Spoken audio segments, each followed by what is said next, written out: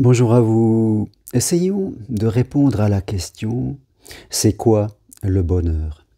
Je crois que le bonheur, déjà, n'est pas l'absence de difficultés, n'est pas l'absence de souffrance.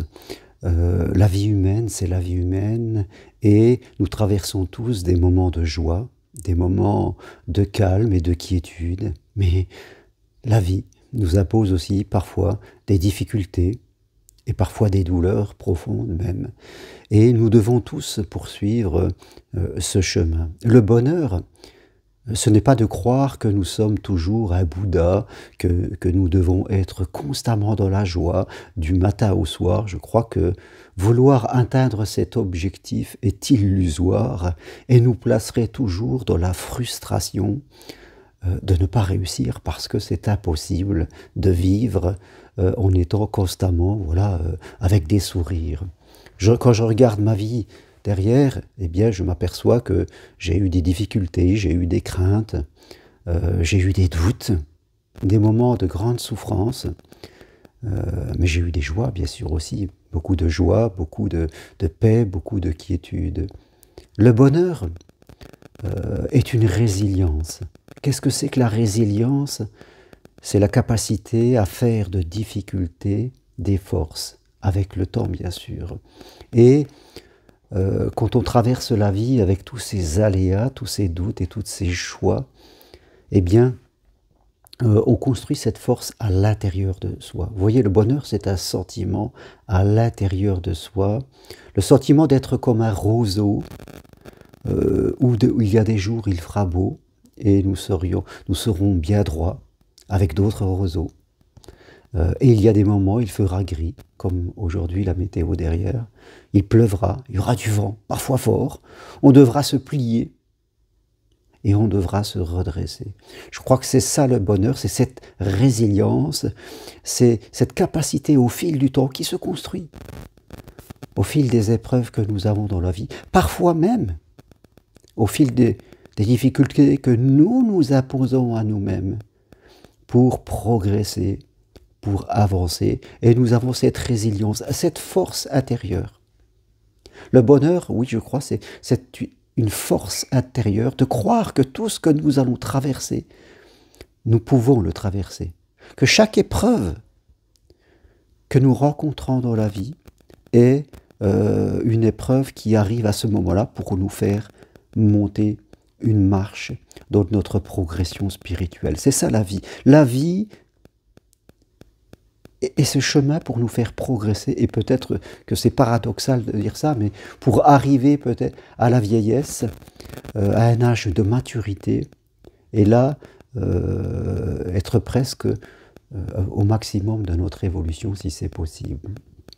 Donc oui, le bonheur, c'est de construire cette force, c'est de profiter au maximum des moments de joie, d'être avec les gens que l'on aime, et c'est savoir se courber pendant les moments difficiles, parfois beaucoup se courber quand c'est vraiment très douloureux, et attendre des jours meilleurs, apprendre aussi. Parfois nous traversons des difficultés parce que nous nous sommes mal comportés, ou nous avons mal analysé une situation, où nous devons apprendre quelque chose. Rappelez-vous, je fais toujours la différence entre difficultés et problèmes. Les difficultés sont là. Les problèmes, c'est quand nous les prenons personnellement. Quand nous sentons pas à la hauteur et moins que les autres, avec moins de capacité. Nous quittons le bonheur dès que nous nous remettons en doute nous-mêmes dans notre identité. Vous voyez, la vie est difficile, par moments facile. Mais avec notre identité, nous sommes à peu près au clair, nous nous acceptons. Et c'est cette acceptation qui fait que nous pouvons faire la résilience.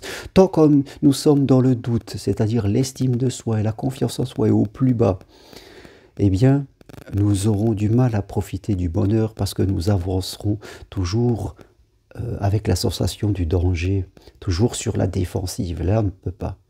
Je veux dire, pour ressentir cette force intérieure, il faut être dans la foi. Il faut croire que chaque difficulté, nous aurons des ressources. C'est ça la foi, qu'il y aura quelque chose à voir, à apprendre.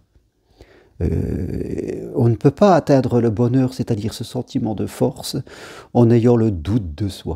Alors si on a eu une enfance difficile, comme beaucoup, et que au niveau de l'estime de soi et de la confiance en soi, c'est plutôt bas, il faut commencer par reconstruire ça à l'intérieur. Parce que c'est là-dessus que va pouvoir se reposer ce sentiment de résilience et de bonheur. Ça sera quelque chose d'important à ressentir pour aller dans la vie et pouvoir affronter les difficultés et les joies que nous allons rencontrer. Bien sûr, le rôle des parents, le rôle des éducateurs, c'est de permettre à un jeune de construire cette estime de soi et de la confiance en soi pour aller ensuite dans la vie. Mais malheureusement, ce n'est pas toujours le cas et certains n'ont pas les armes quand ils arrivent à 18-20 ans parce qu'ils ont eu des enfances difficiles au niveau de l'estime de soi, de la confiance en soi et de la relation aux autres, bien sûr. Et on va dans la vie avec des craintes et là, ce n'est pas bon. Donc il faut reconstruire de ça, c'est possible, il faut le croire. Voilà ce que je voulais vous partager ce matin. Le bonheur, ce n'est pas croire que tout doit être bleu, non. Il y a du bleu, heureusement, il y a du gris, parfois il y a du noir. Et la résilience, c'est de traverser tout cela, de construire cet état qui fait que nous avons ce sentiment que nous pouvons traverser les épreuves et les difficultés que la vie met sur notre chemin. Et comme je le dis, parfois même, nous nous les imposons. Je passe un diplôme en ce moment d'accompagnateur de randonnée et de trekking, comme j'accompagne des gens sur Compostelle, vous le savez. C'est pas facile, à 62 ans, je suis avec des jeunes ici, je suis en Ardèche, où je passe des examens, tout cela. Donc, une partie de moi préférait rester sur le canapé, mais non, mais je m'impose cela. Je suis avec des gens que je ne connais pas. Voilà, on vit en collectivité et j'apprends. J'apprends toujours et ça me fait de la résilience. Et je suis content de le faire à 62 ans, je suis presque le plus vieux du stage, mais c'est bien de se mélanger avec les générations. Voilà ce que je veux partager avec vous aujourd'hui. Si vous voulez aller plus loin, eh bien, venez marcher à Compostelle en mai, juillet ou en septembre. Imposez-vous quelque chose. N'écoutez pas toujours votre mental qui veut rester dans le confort des habitudes. Travaillez votre résilience.